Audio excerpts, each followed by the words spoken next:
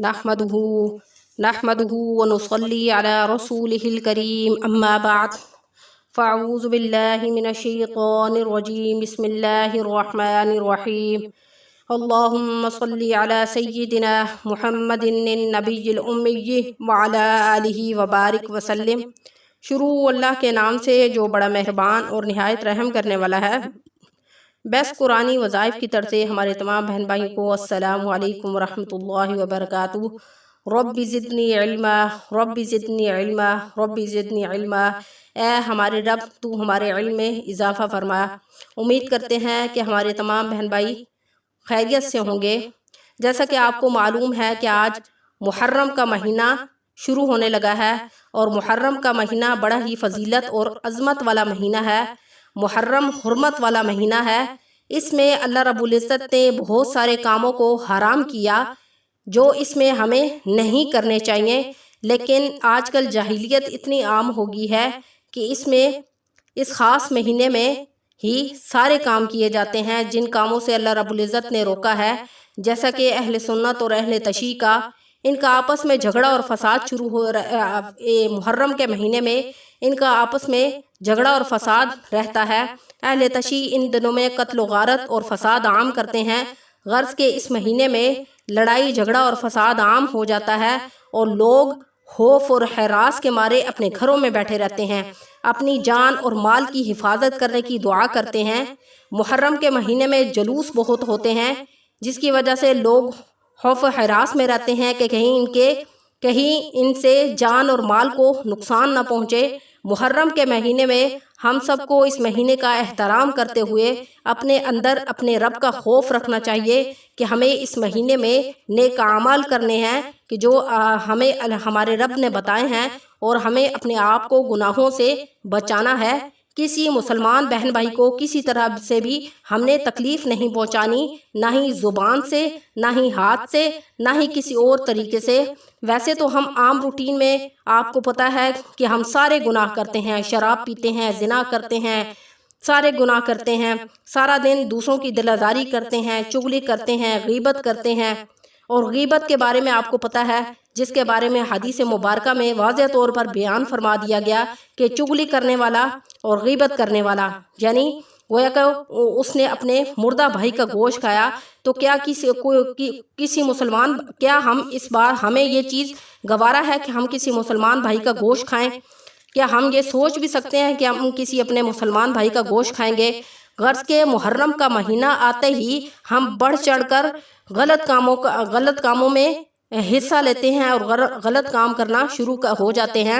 हम इस्लाम के कवानीन को मुकम्मल तौर पर भूल चुके हैं कि ये इस्लामी महीना है और इस इस्लाम के मुताबिक हमने इस महीने में क्या करना है, हम सारा कुछ भूल चुके हैं। हमारे रब ने हमें इस महीने में किन कामों के करने का हुक्म दिया और किन कामों से इस महीने में रुकने का हुक्म दिया। अल्लाह ने इंसान को अशरफुल मखलूक़ात बनाया है।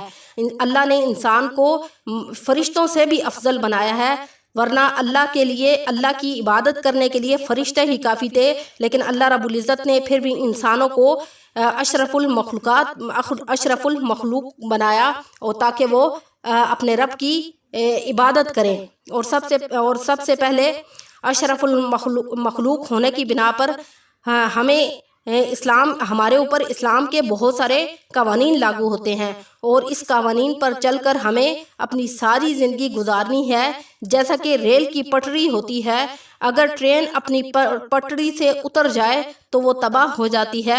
इसी तरह अल्लाह रब्बुल इज़्ज़त ने हमारे ऊपर भी इस्लाम के बहुत सारे कवानीन लागू किए हैं और हमें भी इस कवानीन पर चलते हुए अपनी ज़िंदगी को गुजारना है। इसी तरह अगर इंसान जो है इस्लाम के कवानीन को पसे पुश्त डाल दे तो वो भी इसी तरह तबाह बर्बाद हो जाता है, जैसा कि ट्रेन अपनी पटड़ी से उतरते ही तबाह बर्बाद हो जाती है। तो हमने इस मुहर्रम का महीना दिल में ये नियत करनी है कि हमने इस मुहर्रम के महीने का एहतराम करना है खलूस दिल के साथ। अल्लाह रब्बुल इज़्ज़त ने जिन कामों का इस महीने में हुक्म दिया है हमने वो करने हैं और जिन कामों से रोका है हमने कोशिश करनी है कि हमने सबको भी इस कामों से रोकना है और ख़ुद भी रुकना है। और क्या करना है, हमने इसमें आमाल करने हैं बढ़ चढ़कर। پتہ نہیں ہمیں کیا پتہ اگلا سال یہ مہینہ نصیب ہو نہ ہو، ہم نے خلوص نیت کے ساتھ اس مہینے کا احترام بھی کرنا ہے، اس میں عبادت بھی کرنی ہے، اپنے رب کو خلوص کے ساتھ یاد بھی کرنا ہے۔ اور ہم نے کیا کرنا ہے کہ خاص طور پر جب ہم محرم کا چاند دیکھ لیں گے تو محرم کا چاند دیکھنے کے بعد سب سے پہلے ہم محرم کا چاند دیکھنے کی دعا پڑھیں گے، اور اس کے بعد ہم نے فوراً اس تسبیح کو کرنا ہے۔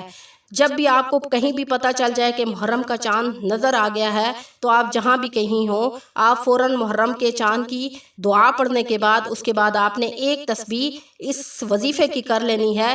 تو انشاءاللہ اس تسبیح کرنے کے بعد اللہ رب العزت آپ دیکھیے گا آپ کا سارا سال کتنا خوشحالی کا گزرے گا، کبھی بھی آپ کو تکلیف اور مصائب نہیں آئیں گے۔ اور یہاں پر جو وظیفہ ہے وہ میں آپ کو بتاتی ہوں، آپ نے ایک تسبیح ضرور کرنی ہے اور اس کے بعد آپ نے دعا کرنی ہے، ربنا آتنا فی الدنیا حسنۃ وفی الآخرۃ حسنۃ وقنا عذاب النار۔ تو اس دعا کے اندر دنیا اور آخرت دونوں کی بھلائیاں ہیں، اس لیے اس وظیفے کو ہم نے خاص طور پر محرم کا چاند دیکھنے کے بعد فوراً کرنا ہے۔